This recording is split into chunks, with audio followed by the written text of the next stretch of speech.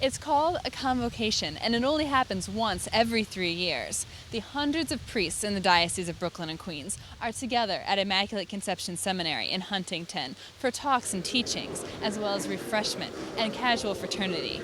Most of them have left their priestly collars behind. We're brothers.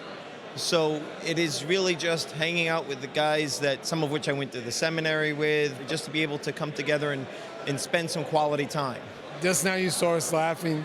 We're just laughing at things that we all go through. So it's been cool.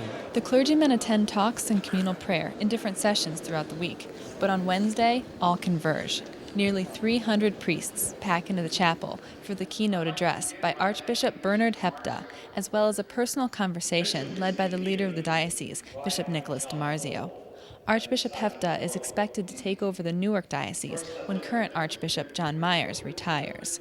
He challenges the priests to follow the example of recently sainted Pope John Paul II and to be constantly mindful of their own growth.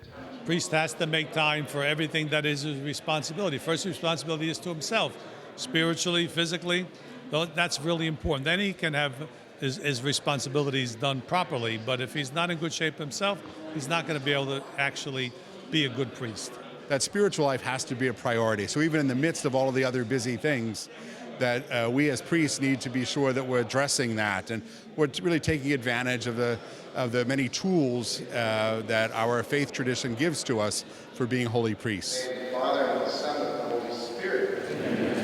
The priest himself has to have that inner conversion, that inner change, and to take the fruits of these days with him and apply them in his personal life to therefore be a better priest. Taking care of yourself isn't a luxury, but it's a gift you give to the people, because it makes you better able to respond and hopefully to be Jesus for them.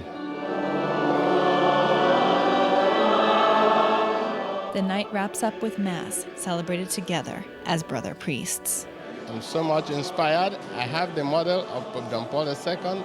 I have the model of Bishop DiMarzio and the wonderful priests I've met here in the Diocese of Brooklyn. I learned a lot. There was a lot of different topics that was mentioned in this convocation, and to utilize my friends, other priests, to help out during hard times. We have said yes to the church, and now it's our turn to leave our footprint, to leave our mark and our example of Christ to those whom we are to encounter.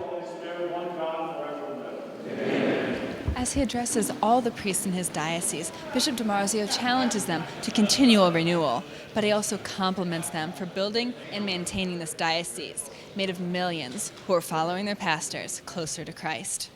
Reporting for Currents from Huntington, I'm Katie Breidenbach.